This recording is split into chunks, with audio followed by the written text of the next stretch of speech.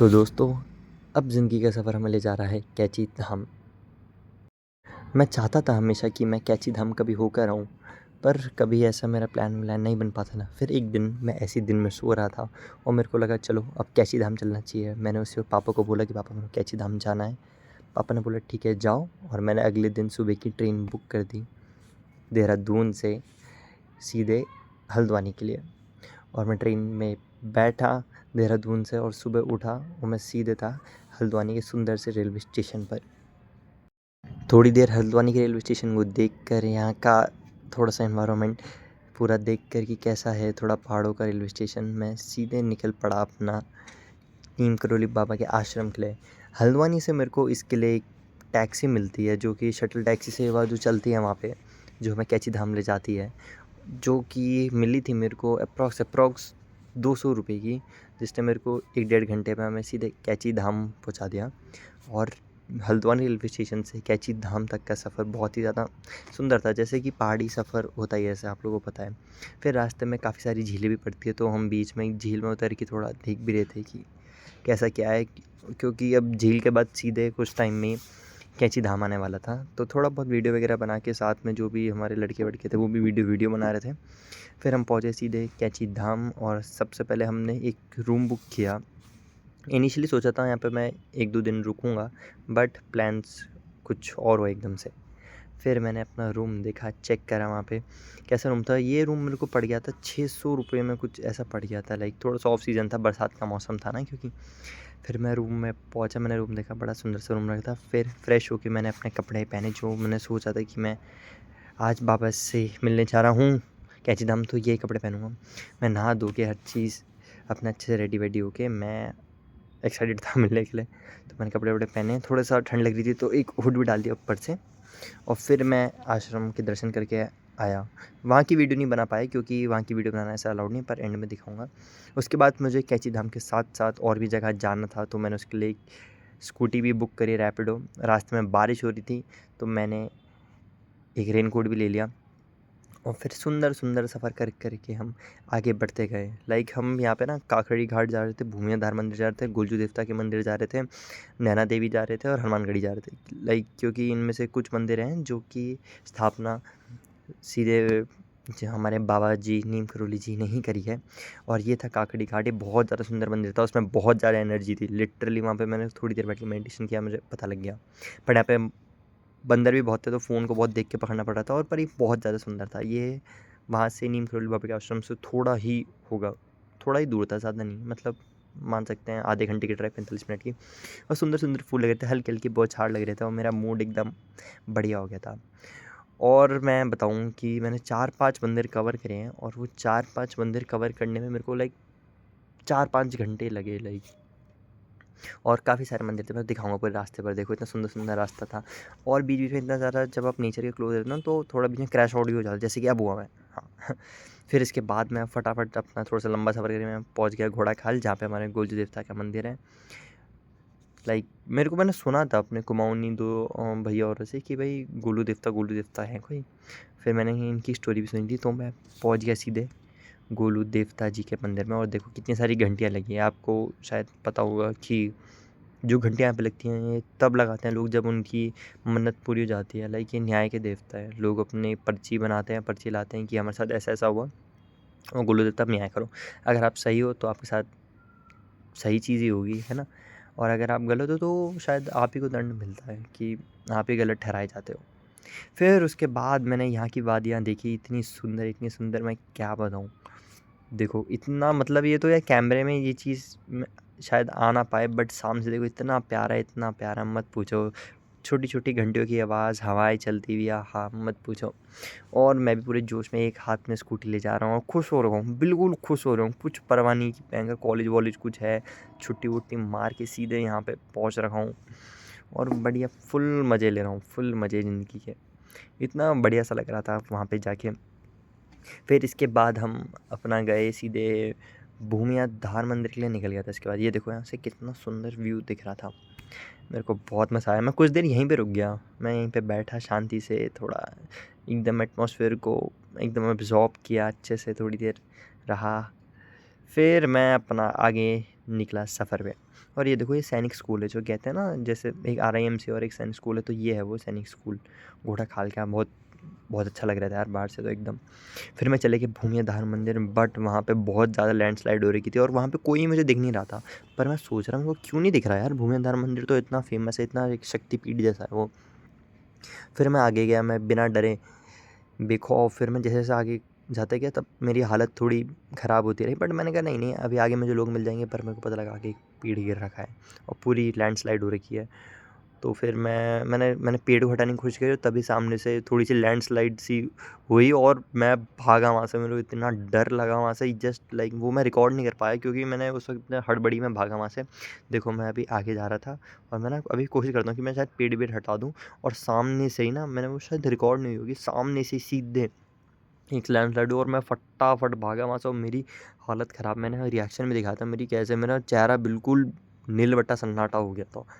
मैं वहाँ से निकला, मैं भगवान का शुक्र मनाता और मैं पीछे जब वापस आ रहा था, मैंने देखा भाई रास्ता तो और बुरा हो चुका है, शायद अभी अभी कुछ हुआ होगा यहाँ पे। और देखो कितना ज़्यादा रास्ता था, ये तो कुछ नहीं, अभी आगे देखना इतना ज़्यादा कीचड़ मिट्टी, ना जाने क्या क्या हो गया था।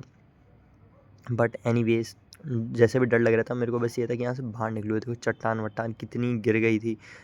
लाइक रास्ता तो सुंदर था, बट अब बहुत डर लग रहा था यार, क्योंकि एक भी जना नहीं था, एक भी जना।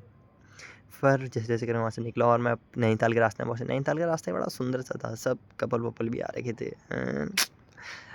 फिर मैंने भी अपनी थोड़ी वीडियो बनाई क्योंकि मैं सिंगल हूँ, डजंट माइंड। फिर मैं तलीताल बाज़ार पहुँचा, मैंने देखा, मैंने कहा यार बड़ा अच्छा सा लग रहा था यार, सामने ही वो जो झील थी, नैनीताल की झील जिसको कहते हैं।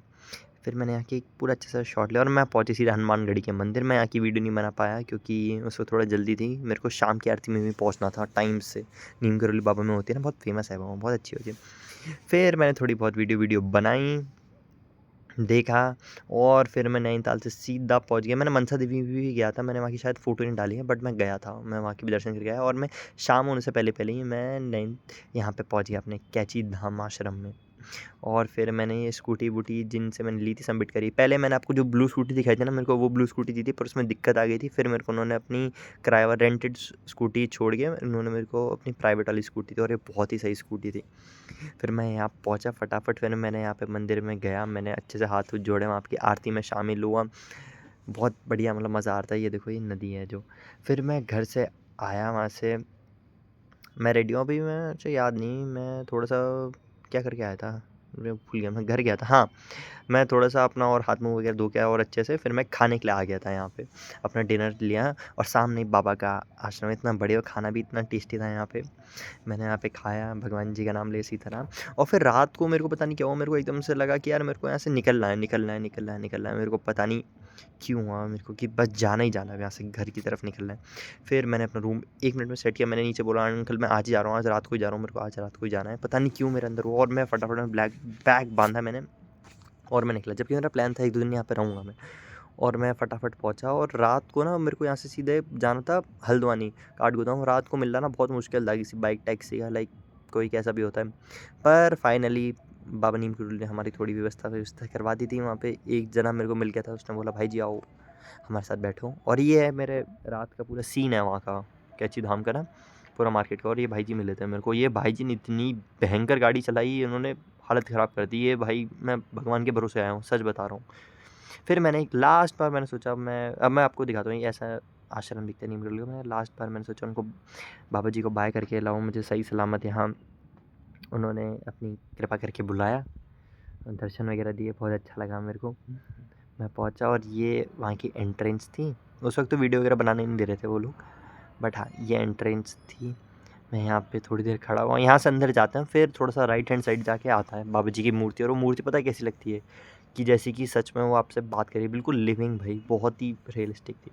फिर मैंने थोड़ी देर यहाँ पे रहा, मैंने उनको बाय बाय किया, टाटा मैं जा रहा हूँ, सही सलामत पहुँचा देना मुझे वापस घर।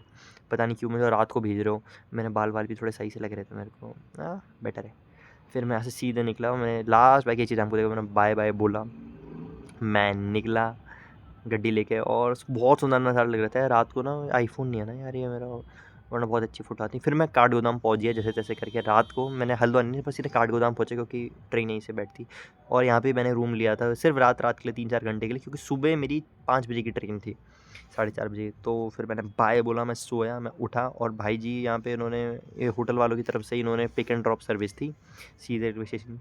तो भाई जी मेरा वेट कर रहे थे सुबह-सुबह। मैंने सोचा रोड खाली होगी, बट नहीं, फॉर अ सरप्राइज़ यहाँ पे सब लोग लाइक 4:30 बजे, 4 साढ़े 4 बजे, इतना देखो कोई ऐसा लग रहा है शाम हो रही है। लाइक सब इतने कैजुअली घूम रहे हैं, मतलब कौन क्या, ये देखो लौंडे भाग रहे हैं, भर्ती की तैयारी कर रहे हैं और बिल्कुल चहल-पहल थे यहाँ पे। बढ़िया सा लग रहा था और पूरा मार्केट भी ऐसा लग ही नहीं रहा था यार सुबह हो रही है। फिर मैं सीधे काठगोदाम रेलवे स्टेशन में पहुँचा और यहाँ से लाइक ट्रेन पूरी खाली ही थी ना, तो मैं फिर ट्रेन व्रेन में चढ़ के मैंने देखा पहले मैं रेलवे स्टेशन के अंदर जाने दो। मैं थोड़ा तेज़ बोल रहा हूँ, इसके लिए आई एम सॉरी, क्योंकि ये वीडियो मेरे पास बहुत पहले से नहीं, मैंने बनाया नहीं था, तो मैंने कहा आज तो बनाया, तो ये पूरा वन शॉट में बोल रहा हूँ, भूल चूक के लिए माफ़ी। फिर मैं काठगोदाम रेलवे स्टेशन पहुँचा, आँखों में नींद, उम्मीदें, सपने भरे हुए, और मैंने अपनी ट्रेन व्रेन देखी। फिर मैंने कहा चलो खाली ट्रेन पहली बार देखेंगे अंदर से कैसी रहती है। ये कोच था, इस कोच में नहीं भाई, मैं अच्छे वाले कोच में बैठ के गया था, कहीं तुम सोच रहे हो इस कोच में बैठ गया। फिर ये भूसावाल था ट्रेन का नाम, थोड़ी पुरानी सी ट्रेन थी। मैं ट्रेन में गया और फिर थोड़ा सुबह, देखो सुबह होने लग गई थी, फिर वहाँ पे लाइक है ना, ट्रेन चलने का टाइम हो गया था यहाँ से। फिर क्या हुआ था, फिर मैं शॉट दिखा रहा ट्रेन का, और फिर मैं बाय बाय बोल के काठगोदाम हल्द्वानी बाबा जी को मैं निकल पड़ा ट्रेन के सफ़र में। और मैंने पूरा सफ़र शायद खड़े ही मैंने वो किया था, मैंने अपना, क्योंकि मेरे को सीट वगैरह में भी मिली थी, मेरे को मेरी सीट थी, एसी कोच जो भी था वो बहुत बढ़िया था, बट मेरे को खड़े होके बहुत पसंद है नज़ारा देखना। फिर मैं फाइनली देहरादून पहुंचा और एक अच्छा सा शॉट लिया देहरादून के बोर्ड का। और मैं सोच रहा था यार मैं देहरादून में ऐसे कैसे आ गया। फिर मैं बिल्कुल कुछ 12 बज के 6 मिनट पे या 16 मिनट पे मैं नीचे उतरा ट्रेन से। देखो कितना टैन हो गया मैं खिड़की में खड़े खड़े। और इतनी सारी टैनिंग के बाद फिर मैं फाइनली अपने घर पहुंचा, मैं थोड़ी देर रेस्ट किया, मैं सोया। और फिर जो मेरे साथ चीज़ हुई, जैसे ही मैं पहुंचा वहाँ घर में, वो चीज़ मैं आपको बता नहीं सकता, बट हाँ, कुछ ऐसी चीज़ हुई थी जिससे मेरे को पता लगा कि यार अच्छा जी, अगर मैं उस रात को नहीं निकलता टाइम से तो ये मिस हो जाता। तो यही मेरा पूरा सफ़र था। राधे राधे, सीताराम, जय जगन्नाथ।